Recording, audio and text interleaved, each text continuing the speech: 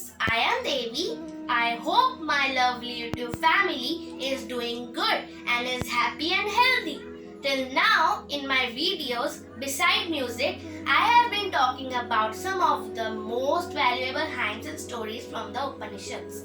My YouTube family members who are following me know about it. But for the new family members, I would request to please check my previous videos. The link is provided in the description box. And do not forget to like, share and subscribe to my channel and click the bell icon to get the notifications of my upcoming videos. We will enjoy this blissful journey together. So let's begin today's video with a shloka from Kena Upanishad. The shloka goes like this. यद्वाचा अनभ्युदितं येन वाक् अभ्युद्यते तदेव ब्रह्म त्वं विद्धि न इदं यदिदम् उपासते हरि ओम्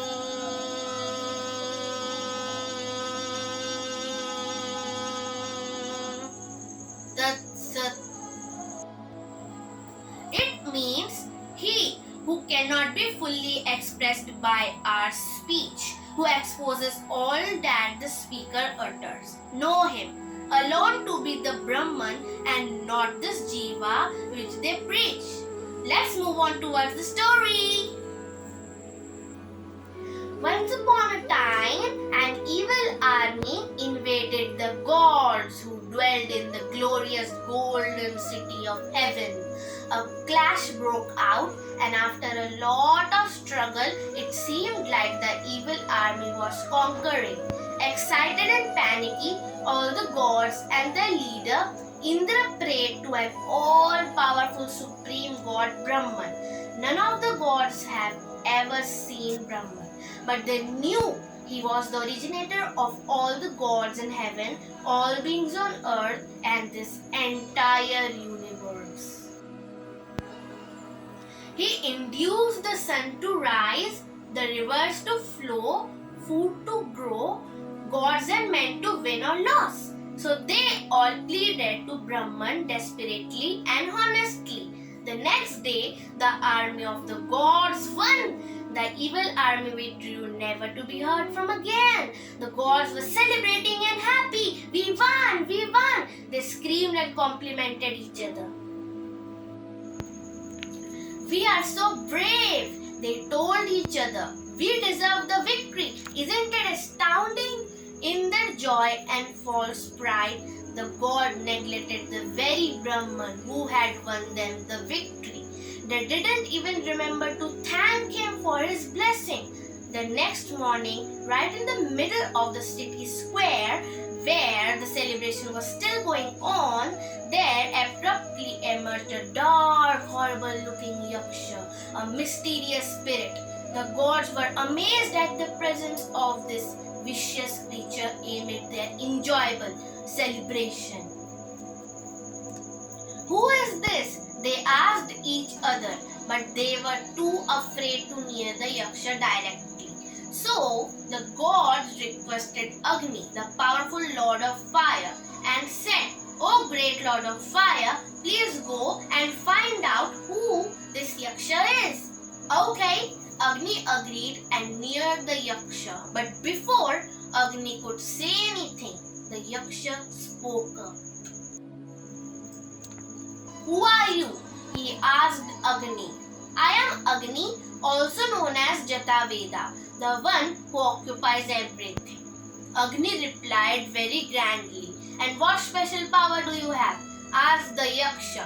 "I can burn everything on earth," declared Agni arrogantly. The Yaksha smiled and placed a small blade of grass before Agni. "Burn this," he dared. Agni rushed to the blade of grass with all his strength. He huffed and he puffed. He steered all his fingers and toes at it and concentrated. He yelled, screamed and used all his powers, but the blade of grass remained lying gently on the soil. "I cannot do it," said a very disheartened Agni, and walked back unhappy to the gods. I am not able to find out who the Yaksha is, he told the gods. Then the gods approached Vayu, the lord of wind, and said, please find out who this Yaksha is. Okay, Vayu agreed and neared the Yaksha. Who are you?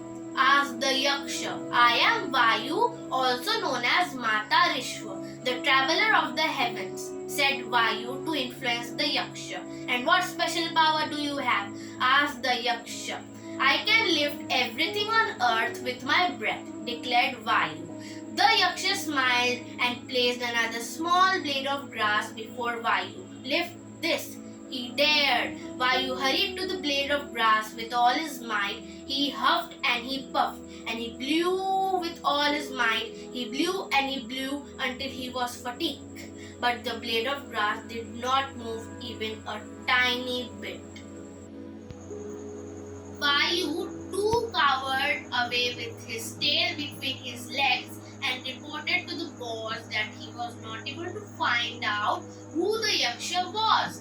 Now, confused and scared, the gods approached the leader of gods, Indra, and asked him for help. Don't worry, I will find out who this Yaksha is, declared Indra, and set off to find the Yaksha. On seeing the Yaksha, Indra marched quickly towards him. But before Indra could even reach him, the Yaksha vanished before his very eyes. Indra was amazed and terrified. His knees shook in fear. He knew this was a special being indeed. And then, suddenly, in the place where Yaksha had been a moment ago, there arrived a gorgeous woman with golden skirt and rich garments and ornaments. Indra recognized this beautiful woman as Uma, the daughter of the great Himalaya mountain.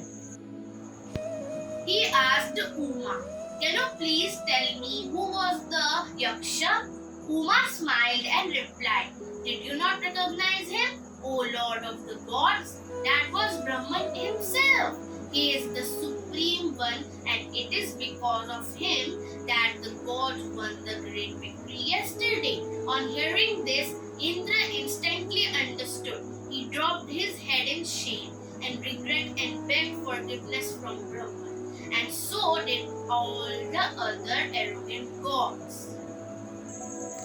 You are indeed the highest, the Supreme One. We are so regretful we forgot that inner false pride. They said, do not worry, said Brahman to the regretful gods. Your understanding is all I need. Then he blessed them all and disappeared again. The moral of the story is, we should be thankful to the Brahman and should not forget his supremacy blinded by our false pride. With this, I put an end to my today's talk, but with an assurance to meet you all soon. Till then,